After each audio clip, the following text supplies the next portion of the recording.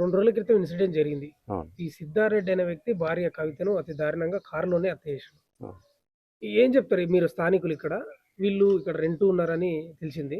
ఎట్లా ఉండేటోళ్ళు వీళ్ళ మధ్యలో గొడవలుండేనా?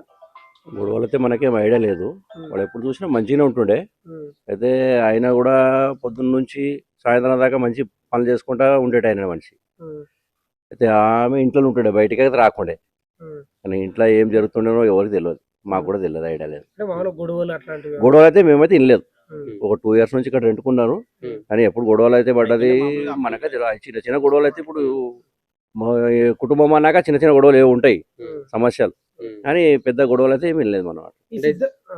సిద్ధారెడ్డి మీద చాలా విమర్శలు వస్తున్నాయి అన్న. ఇట్లా వేయడం కరెక్ట్ కాదు అని చెప్పేసి, చంపడం కరెక్ట్ కాదని ఇప్పుడు మాట్లాడుతున్నారు. ఎట్లుందంటే ఆయన కూడా ఒకటి మైండ్ ఎట్లయితుంది, ఆయన భార్య ఒకళ్ళు ఎంబడి పోయినప్పుడు, పిల్లలు ఇద్దరు చిన్న పిల్లలు ఉన్నారు, పిల్లలు ఇడిచిపెడిపోయినప్పుడు ఆయన ఏం చేయాలి ఆయన? హ్మ్. ఆయన పరిస్థితి ఏమిటిది? హ్మ్.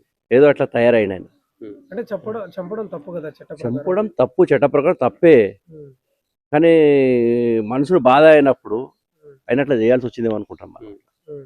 ఎందుకంటే తప్పే, హ్మ్. చట్టం ప్రకారం తప్పే. వాళ్ళ సంవత్సరం వాడు పోతే పర్వాలేకుండే. హ్మ్. ఈ వాళ్ళిద్దరి మధ్యలో కూడా ఏం గొడవ జరిగింది తెలియదు ఆడ. వచ్చేటప్పుడు ఇంటర్నల్ ఇంటర్నల్ గొడవ ఇంటర్నల్ వదిలే, ఎలా అక్కడ నుంచి జరుగుతాయి? వచ్చేటప్పుడు కూడా కార్లో ఏం గొడవ అయింది, ఎట్లా అయింది, ఏమైంది తెలియదు. అంటే ఒక పెద్ద మనిషిగా చెప్పండి, హ్మ్. ఇది కరెక్టేనా కవిత చేసింది? అసలు కవిత అంటే ఇద్దరు పిల్లలు, 9 ఏళ్ళ పిల్ల, చాలా తప్పు, 6 ఏళ్ళ చాలా అబ్బాయి. తప్పు, చాలా తప్పు. కవిత చేసింది చాలా తప్పు. హ్మ్. ఉమ్. ఇప్పుడు చాలా మంది లేడీస్ కొందరు ఎట్లుంటారు, భర్త సరిగ్గా చూసుకోకపోతే హ్మ్. వేరే దారి పోతుంటారు. అవును. ఈయన మంచిగా ఈయన లేకుండా అటువంటిది లేకుండా సిద్ధారెడ్డి దగ్గర మంచిగా చూసుకుంటున్నాను. మంచిగా చూసుకుంటుండే, ఇంట్లో కూడా ఏమి ఇబ్బంది లేకుండా. ఇప్పుడు మొన్న కొత్తగా ఒక ప్లాట్ తీసుకున్నాడు. ప్లాట్ తీసుకొని బోర్ వేసిండు ఉగాది రోజు. ఇక్కడనే హౌసింగ్ బోర్డ్లా ఇల్లు కట్టుకుందామని ఇల్లు కట్టుకుంటామని చెప్పాడు. అన్ని మంచిగానే ఉంటుండే ఆయన. అట్లా ఒక భక్తి భావన గల మనిషి ఆయన. పానీపూరి బండి నడుపుతాడు. పానీపూరి బండి నడుపుతా. ఆయన పానీపూరి కూడా చాలా మంది ఆయన టెస్ట్ ఉంటుందని అందరూ ఆయన దగ్గర పోయేటోళ్ళం మనం కూడా. ఇప్పుడు కవిత అనేటామే భార్య ఆడికి పోతుండేనా పానీపూరి బండి కాడికి? పోకుండా ఇంట్లో టైలరింగ్ చేస్తుండే, ఇంట్లో ఉంటుండే. ఆయన ఒక్కడే ఆయన ఒక్కడే చేస్తుండే. పని మనిషిని పెట్టి. ఆయన ఒక్కడే చేస్తుండే. పని మనిషి కూడా లేక ఆయన ఒక్కడే చేస్తుండే. అంటే ఇప్పుడు సిద్ధారెడ్డి పైన చాలా విమర్శలు వస్తున్నాయి. అరే భార్యను సరిగా చూసుకున్నందుకు అట్లా లేదు, అదే తప్పు అది. ఎట్లుంటుండే సిద్ధారెడ్డి మీ దగ్గర సిద్ధారెడ్డి అయితే వ్యక్తిత్వంగా చాలా మంచోడు సిద్ధారెడ్డి. అట్లా మంచి వ్యక్తే. ఎందుకంటే మా ఇక్కడ టెంపుల్ ఉన్న చిన్న టెంపుల్ ఉంది. టెంపుల్ కూడా ప్రతి సోమవారం ఆయన భజనకు వస్తుండే. రాత్రి 9 గంటల నుంచి 10. ఇప్పుడు భజన మాస్టర్ మన అధ్యక్షుడు భజన టీంది. ఈ మా టీంలోనే పని చేస్తుండే. ఏడైనా భక్తి భావన గల మనిషి. ఏదైనా టెంపుల్ కాడ కానీ ఎక్కడైనా ఏముంటే కూడా నిలబడి చేస్తుండే పని. అంటే ఎవరి మీద కోపం చూపెట్టడం మాకైతే అటువంటిది ఏది లేదు. అటువంటి ఆయన మీద ఎప్పుడు కూడా ఎవరు కూడా తాగి రావడం మేమైతే చూడలేదు. తాగి చూడలేదు. ఇంకో ప్రశ్న ఏంటంటే సిద్ధారెడ్డి హత్య చేసేంత క్రూరుడేనా? ఆ క్రూరత్వం సైకో అని ఒక కాల్ రికార్డింగ్ లేదు. అది ఆమె అంటుండేనేమో కానీ మనకైతే అట్లా కనిపించలేదు. సైకోలో ఎక్కడ కనిపించలేదు ఆయన. అమాయకంగా మంచిగా ఫ్రెండ్లీ ఉంటుండే అందరితోటి కూడా ఆయన. ఇప్పుడు నిన్న కారులో ఇన్సిడెంట్ జరిగింది అని తెలిసింది కదా చంపడానికి. అప్పుడు ప్రియుడు కూడా పక్కన ఉన్నాడా? ఉన్నాడని పేపర్లో చూస్తే తెలిసింది మనకు. పేపర్లో న్యూస్లో ఛానల్లో చూస్తే తెలిసింది. మనకైతే ఐడియా లేదు. అయితే ఈయన మధ్యలో కూర్చున్నాడు, పక్కకు ఆమె కూర్చున్నది, ఇక్కడ పక్కకు ప్రియుడు ఉన్నాడని న్యూస్ ఛానల్ ద్వారా మీడియా వాళ్ళ, ప్రింట్ మీడియా వాళ్ళని తెలిసి, కానీ మనమేమో ప్రత్యక్షంగా చూసిన వాళ్ళు ఎవరు లేరు. ఆడియో కాల్ ఒకటి బయటకు వచ్చింది. అవును, దాంట్లో విపరీత అది నిజమైనది. అది నిజమైన ఆడియో కాల్. అది నిజమైన ఆడియో కాల్. అంటే భార్య భర్తను అంత దారుణంగా తిట్టడం, ఇంత దారుణంగా దూషించడం. ఇప్పుడు మనిషి వద్దనుకున్నప్పుడు ఎవరు తిడతారు? మనిషి వద్దనుకుని వెళ్ళిపోయినప్పుడు ఆయనతో నాకేం పని, ఆయనతో ఉండేడుతుంటే ఏమవుతుంది అంటే మర్యాదతోటి కానీ మాట్లాడుతుంది. ఆయనతో ఇడిచిపెట్టి పోయినప్పుడు ఆయన నాకు అవసరం లేనప్పుడు ఎవరు మాట్లాడచ్చు మనం? ఆ వ్యక్తితో కొత్తగా ఏం దొరికిందని మీ అంచనా? ఏమో మనకు ఆయన కూడా ఇక్కడ ఎప్పుడు కూడా రాలేదు. ఇద్దరు పిల్లలు కూడా చాలా ముద్దుగా ఉంటారు, ఇద్దరు పిల్లలు కూడా. అయితే ఆ వ్యక్తి కూడా ఇక్కడ ఎప్పుడు వచ్చింది కాదు. వాళ్ళ ఫోన్లో సంభాషణ ఏముంటుంటే తెలియదు, కానీ ఇక్కడ జరాలకు వచ్చింది కానీ జరాలు ఎవరు చూసినాడు కూడా లేదు. ఆమె కూడా ఇప్పుడు పిల్లలకు తీసుకురావడానికి వెళ్తుండే, ఆడ కూర్చుండే పోతుండే. పైసలు ఈమె ఫోన్ నుంచి పైసలు వేసిరన్నాక విన్నాం మేము కూడా.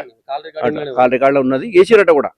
కానీ ఆమె ఈడ పిల్లలు తొలుకుపోనికి వస్తుండే ఈడ స్కూల్ బస్ కాడికి, అంతే చూస్తుండే తప్పితే ఏడ కూడా మనకు కూడా బయట కనిపించలేదు, వాడు కూడా కనిపించలేదు. ఫేస్బుక్ పరిచయం అంట, అంతే. ఫేస్బుక్ పరిచయం. అది ఇంటర్నల్ వాళ్ళు ఎట్లా పరిచయం అయ్యారు ఏమైనా వాళ్ళకే తెలుసు. మీరు పెద్ద మనిషి, ఇట్లాంటి ఇల్లీగల్ కాంటాక్ట్స్ పెట్టుకోవడం ఎంతవరకు సమంజసం? తప్పే అది. ఎందుకు ఇట్లా పక్కదారి పడుతున్నారు?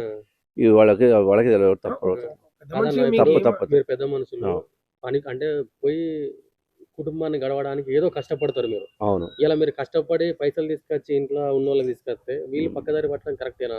కరెక్ట్ కాదు, తప్పేది. ఉమ్. వాళ్ళది ఇప్పుడు వాళ్ళది ఆలోచన ఏముంటుంది ఎవరు చెప్పండి. ఇప్పుడు పిల్లల భవిష్యత్తు ఖరాబ్ పిల్లల భవిష్యత్తు ఖరాబ్ అయింది. ఇప్పుడు ఇంకోటి మీరు గమనించరా, ఇప్పుడు ఆమె చేసి పక్కదారి పట్టడం తప్పే, కానీ ఈయన చంపడం కూడా తప్పే చట్ట ప్రకారం.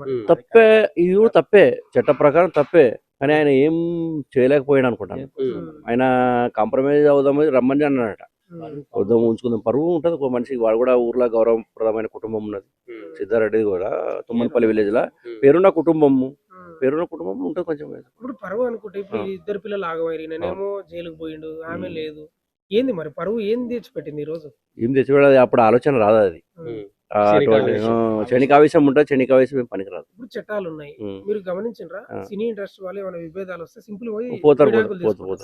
ఎందుకు వాళ్ళ లాగా ఎందుకు తీసుకోలేకపోతున్నారు? ఆయన కూడా ఫస్ట్ అయితే ఎట్లా అన్నాడు, ఆయనకు నువ్వు పోతే ఓ అమ్మా నువ్వు చేసుకో, ఏమో చేసుకో, నా ఏదో తంట తెంపుకొని పో అని అన్నాడు.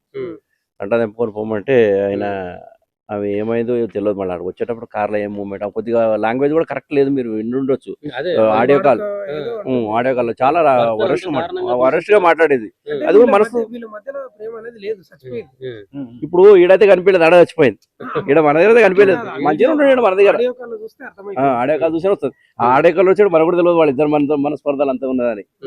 వాళ్ళిద్దరు లోపల అంతా మనస్పర్ధలు ఏర్పడినాయని మనకు కూడా తెలియదు. పిల్లల పరిస్థితి ఏందన్న ఇప్పుడు? మరి పిల్లలు పరిస్థితి ఘోరం ఉంటుంది. పిల్లలు చాలా బాగుంటారు, పిల్లలు చాలా మంచిగా ఉంటారు. చిన్న పిల్లలు మంచి చూసుకుంటే పిల్లలకు అట్లేం లేదు. పిల్లలకి ఏ లోటు లేకుండా పెంచాడు, ఏ లోటు లేకుండా పెంచాడు. మంచిగా చదువుకుంటూ ఏ లోటు లేకుండా ఆయన కూడా మంచి బిల్డింగ్ కట్టి మంచిగా ఉందామని ఆలోచన. కుటుంబిషన్ అట్లా బిల్డింగ్ కూడా కట్టేటోండు, స్టార్ట్ చేసినాడు. బోర్ వేసినాడు, వాటర్ పడ్డాయి, ఇల్లు కట్టడానికి. ఒక ఎకరే ల్యాండ్ అమ్మి డబ్బులు వస్తే అది చేసుకుందామని ఆయన. ఇప్పుడు పానీపూరి బండి అక్కడ ఉంది కదా అటు సైడ్, అది ఎన్ని ఏళ్ళ నుంచి రన్ చేస్తున్నాడు అక్కడ? ఆడ 2-3 years అనుకుంటా. అంటే ఈ రూమ్ లోకి వచ్చినప్పుడు, ఈ రూమ్ లో ఇంతకు ముందే అక్కడనే ఉండే, అటు పక్కనే. కానీ చాలా రోజులు. ఈ పవన్ రెడ్డి గారి గురించి ఏం చెప్తారన్న? మనకు ఆయన గురించి మనకేమో పవన్ రెడ్డి లాంటి క్యారెక్టర్ అసంటోని గురించి మీరు ఒక పెద్ద మనిషి లాగా చెప్పండి. అసంటోడి వల్ల ఎన్నో జీవితాలు చిత్రమైపోతున్నాయి. అవునవును, అసంటోని గురించి ఏం చెప్తారు? ఏం చెప్తామంటే ఇప్పుడు అందరు తెలిసిన సంగతి. పిల్లలు భర్తను పెట్టుకొని వాడు అట్లా చేయడం తప్పు కదా. మరి ఏం చెప్తారు అంశం గురించి? సమాజానికి ఏం చెప్తారు మీరు? సమాజానికి తప్పే, ఎవరు చెప్పినా తప్పది. ఓకే, ఇక్కడ మరొకరు ఉన్నారు, మాట్లాడారు. ఇప్పుడు భక్తిభావం బాగుంటదని అన్న చెప్పిండు, నిజంగానే ఉండేదా సిద్ధారెడ్డికి? మా దగ్గర రూమ్ ఉంది ఒకటి, ఆ రూమ్ లో డైలీ 1 గంట నుంచి 4 గంటల వరకు ప్రాక్టీస్ చేసుకుంటా భక్తి పాటలు బాగా. కాల్ రికార్డింగ్ లో ఒకటి ఉంది, నువ్వు భజన పోతున్నావో లేకుంటే వేరే దాని దగ్గర పోతున్నావో అని చెప్పేసి అన్నాడు. వాళ్ళ భార్య మాట్లాడింది. మేము మాత్రం భజనకే పోతుంటాం. మరి నా దగ్గర ఉంటుండే కదా. మేము 20 అంటే 3-4 గంటలు ఇక్కడ మా రూమ్ లో ఒకటి ఉంటుండమాట. ఆడ ప్రాక్టీస్ చేస్తుంటాం భజన. తర్వాత ఇక 4 గంటలకు అక్కడ పానీపూరి బండి పోతుంది. భార్యతో వస్తుండేనా ఇప్పుడు భజన? భార్యతోనే అంటే గుడికి వస్తుండే అంతే. మీరు ఎక్స్పెక్ట్ చేసి రాన్న ఇట్లా జరుగుతుంది? అనుకోలేదు, మేము అంత మంచి మనిషి ఇట్లా చేస్తారని అనుకోలేదు. కానీ ఇంత దారుణం చేస్తారని. ఇది కూడా మానసికంగా చాలా బాధపడ్డాడు ఆయన కూడా. అది మనశ్శాంతి లేకుండానే ఇంత అదే గత 5 సంవత్సరాల నుంచి నడుస్తున్నది. కాకపోతే ఎప్పుడు కూడా బయట పెట్టలే. ఇక నా బాధకు ఇక భజనలో ఉండి ఆయన మర్చిపోయి ఇక ఇంటికి వచ్చి ఉంటుండేమాట. ఇబ్బంది పెట్టింది చాలా. పెట్టింది కానీ ఆయన చెప్పుకోలేకపోయాను. సంసారం కదా, బాగుండదు పరువు కోసం అన్నట్లు ఏమనకుండా అనమాట. అంతే. అటు ఇటు చేసి పిల్లల భవిష్యత్తు అయితే ఆగమైపోయింది. అదే మాకు అదే బాధ అనిపిస్తుంది. ఎందుకంటే మీరు పక్క పొంటున్నారు, ఎందుకంటే సంవత్సరాల నుంచి చూస్తున్నారు కాబట్టి. చూస్తున్నాము, ఎక్కువ పరిచయం కదా నాకైతే. 4 గంటలు డైలీ కూర్చుంటుంటే మేము, మీతోనే ఎక్కువ కూర్చుంటుండే. భజన గురించి భజన ప్రాక్టీస్ చేస్తుంటే ఏం అలవాట్లు అయితే ఏం అలవాట్లేదు, ఏం లేవు. ఒక్కసారి 2 సార్లు తాగింది. ఎందుకు తాగినా అంటే టెన్షన్స్ ఉన్నాయి అట్లా అన్నట్టు తాగిండు. అవన్నీ ఏం లేవు. పని చేసుకోవడము, మంచిగా చూసుకోవడము. ఎక్క మటుకు అదే అదే తెలియదు మరి ఆ విషయం మాకు తెలియదు అసలు.